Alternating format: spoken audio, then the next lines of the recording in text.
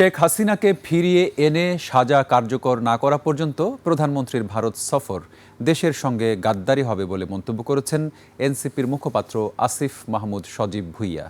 বিকেলে রাজধানীতে এক অনুষ্ঠানে তিনি যাত্রাবাড়ির জুলাই আন্দোলনের ভূমিকা স্মরণ করে গণতন্ত্র প্রতিষ্ঠায় সবাইকে ভূমিকা রাখার আহ্বান জানান। বলেন, একদল আগে বলতো নির্বাচন হলেই সব সমস্যার সমাধান হবে, কিন্তু নির্বাচন শেষ হওয়ার পরও নিত্যপণ্যের সংকট, গ্যাস বিদ্যুতের অনিশ্চয়তা ও চাঁদাবাজি বন্ধ হয়নি। এসব সমস্যার সমাধানে কার্যকর পদক্ষেপ নেয়ার দাবি জানান তিনি। যারা এখনো ভারতের আশ্রয়ে আছে, যারা ভারতের আশ্রয়ে প্রশ্রয়ে এই সাক্ষাৎকার তারপরে প্রেস ব্রিফিং করে যাচ্ছে, এবং সর্বশেষ ওসমান হাদির খুনিরা যারা ভারতের হাতে বন্দী অবস্থায় আছে, তাদেরকে বাংলাদেশের মাটিতে ফেরত না দেওয়া পর্যন্ত প্রধানমন্ত্রী যদি ভারতের মাটিতে পা রাখেন, এইটা এই দেশের জনগণের সাথে গাদ্দারি হবে।